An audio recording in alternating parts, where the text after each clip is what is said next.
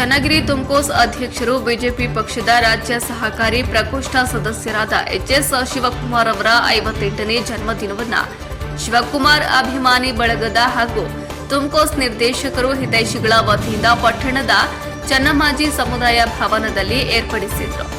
ಇನ್ನು ಈ ಸಂದರ್ಭದಲ್ಲಿ ಮಾತನಾಡಿದ ಶಿವಕುಮಾರ್ ಅವರು, ದೇಶದಲ್ಲಿ ಪ್ರೀತಿ, ವಿಶ್ವಾಸ, ಅಭಿಮಾನದಿಂದ ಬಾಳಿದ್ರೆ ದೇಶವನ್ನ ಅಭಿಮಾನದಿಂದ, ಹೃದಯದಿಂದ ಕಟ್ಟಬೇಕಾಗಿದೆ.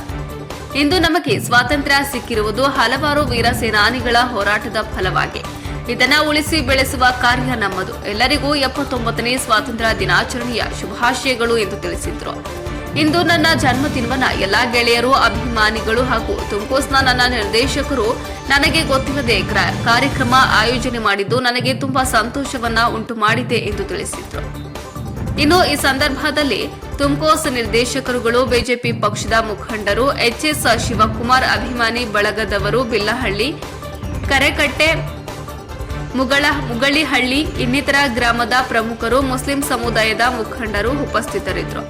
ಎಲ್ಲರೂ ಕೂಡ ಈ ಕೃಷ್ಣ ಮತ್ತೆ ಕುಚಲ ಕತೆ ಕೇಳಿದ್ದೀರ.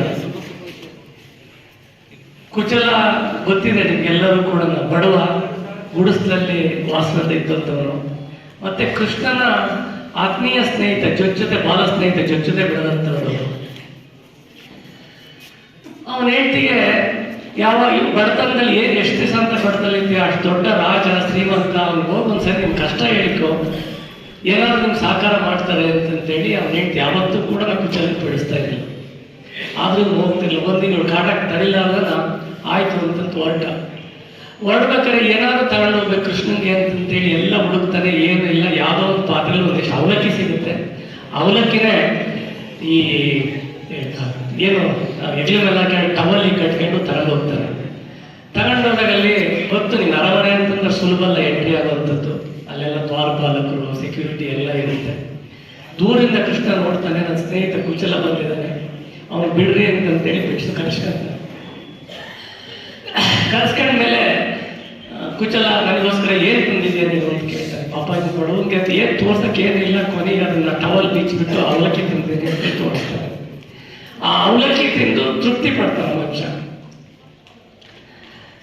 ತೃಪ್ತಿ ಪಡ್ಕೊಂಡು ಅವನಿಗೇನು ಉಪಚಾರ ಮಾಡಬೇಕು, ಅವನಿಗೆಲ್ಲ ಊಟ ಮಾಡಿಸಿ ಬಟ್ಟೆ ಕೊಟ್ಟು ಎಲ್ಲ ಮಾಡಿಬಿಟ್ಟು ಆಯ್ತು ಹೋಗು ಅಂತೇಳಿ ಕಳಿಸ್ಕೊಡ್ತಾನೆ. ವಾಪಸ್ ಬರುವಾಗ ಮನೆಗೆ ಬರ್ತಾನೆ, ಗುಡಿಸಲು ಪಕ್ಕದಲ್ಲಿ ಅರಮನೆ ಸೃಷ್ಟಿಯಾಗಿರುತ್ತೆ ಅಂತೇಳಿ ಕತೆ ಕೇಳಿದ್ರು.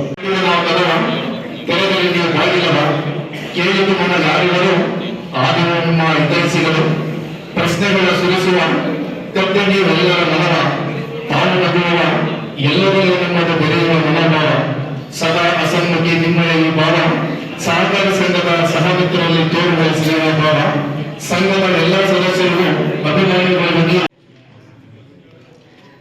ಈ ದೇಶದ ಬಗ್ಗೆ, ಈ ನಾಡಿನ ಬಗ್ಗೆ, ನಮ್ಮ ನುಡಿ ಬಗ್ಗೆ ನಮಗೆ ಅಭಿಮಾನ ಇರಬೇಕು. ಇವತ್ತು ನಾವು ಸ್ವತಂತ್ರ ಗಳಿಸಿದ್ದೀವಿ ಅಂತ ಹೇಳಿದರೆ ತುಂಬ ಜನ ಪ್ರಾಣ ಕೊಟ್ಟು ಇವತ್ತು ನಮ್ಮ ಕೈಲಿ ಸ್ವಾತಂತ್ರ್ಯ ಕೊಟ್ಟು ಹೋಗಿದ್ದಾರೆ. ಇದನ್ನು ನಾವು ಜಾತಿ, ಧರ್ಮ, ಪಕ್ಷ ಇದ್ರ ಮೇಲೆ ದೇಶ ಒಡೆದಾಡೋದು ಸಾಧ್ಯನೇ ಇಲ್ಲ. ದೇಶವನ್ನು ಅಭಿಮಾನದಿಂದ, ಹೃದಯದಿಂದ ಕಟ್ಟಬೇಕಾಗಿದೆ. ಅದಕ್ಕೆ ಪ್ರಾಮಾಣಿಕ ಕೈಗಳು, ದೇಶದ ಬಗ್ಗೆ ಅಭಿಮಾನದ ಹೃದಯ ಬೇಕಾಗಿದೆ. ಅದನ್ನು ನಾವೆಲ್ಲರೂ ಒಗ್ಗೂಡಿಸ್ಕೊಂಡು ಮಾಡ್ತಾ ಹೋದಾಗ ಮಾತ್ರ ಈ ದೇಶದಲ್ಲಿ ಬಹಳ ದೊಡ್ಡ ಪ್ರಮಾಣದಲ್ಲಿ ಬೆಳವಣಿಗೆ ಸಾಧ್ಯ ಆಗುತ್ತೆ ಅಂತ ಹೇಳ್ತಾರೆ. ಸ್ವಾತಂತ್ರ್ಯ ದಿನಾಚರಣೆಯ ಶುಭಾಶಯಗಳನ್ನು ತಮ್ಮೆಲ್ಲರಿಗೂ ಕೂಡ ತಿಳಿಸಕ್ಕೆ ಇಷ್ಟಪಡ್ತೀನಿ. ಮತ್ತು ಎರಡನೇದು ನನ್ನ ಹುಟ್ಟುಹಬ್ಬ. ಸುಮಾರು ಈಗ 15-20 ದಿವಸದಿಂದ ನನಗೆ ಗೌರವ ಅಂತ ಅನ್ನಿಸ್ತಿರ್ಲಿಲ್ಲ ಅಂತಂದೇಳಿ, ಏನೋ ನಮ್ಮ ಮನೆಗೆ ಸಂಬಂಧಪಟ್ಟಂಗೆ ನಮ್ಮ ಮನೆಗಿರುವಂಥ ಜನಗಳು ಮಾತ್ರ ಮನೆ ಒಂದು ಕೇಕ್ ಕಟ್ ಮಾಡ್ಕೊಂಡು ಮನೆಗೇನೋ ಸ್ವೀಟ್ ಮಾಡ್ಕೊಂಡು ತಿಂದಿರ್ತಿದ್ವಿ. ನಾನು ಯಾವತ್ತೂ ಕೂಡ ಅದ್ರ ಬಗ್ಗೆ ಎಂಟೈನ್ ಮಾಡಿದವನಲ್ಲ. ಈ ಸಾರಿ ಸ್ನೇಹಿತರುಗಳು ಶುರು ಮಾಡ್ಕೊಂಡ್ರು, ಇವ್ರು ಮೂವರು ಒಂದು ಸಾರಿ ಮಾಡಬೇಕು. ಇಲ್ಲ ಬೇಡ ಸರ್, ಯಾಕವೆಲ್ಲ ನಿಮಗೆ ಬೇಡ, ನಮಗೆ ಬೇಕು. ಸರಿ ಅಂತ ಸುಮ್ಮನಾದೆ. ಆಮೇಲೆ ಕೊನೆಗೆ ಒಂದು 4 ದಿನ ಬಿಟ್ಕೊಂಡು ಎಲ್ಲ ಕಡೆ ಪೋಸ್ಟರ್ಗಳು ಕಾಣಕ್ಕೆ ಶುರುವಾದವು. ಏನಿವು ಬ್ಯಾನರ್ಸ್ಗಳು. ಆಮೇಲೆ ಬಿಡು ಏನೋ ಮಾಡ್ಕೊಂಡಿದ್ದಾರೆ ಅಂತಂದ್ಕೊಂಡು ಸೇರ್ಕೊಂಡು ಮೀಟಿಂಗ್ ಮಾಡ್ಕೊಂಡು ಇವತ್ತು ಈ ಮಟ್ಟಕ್ಕೆ ಬರ್ಡೇ ಮಾಡಬೇಕು ಅಂತೇಳಿ ಅವತ್ತು ಡಿಸೈಡ್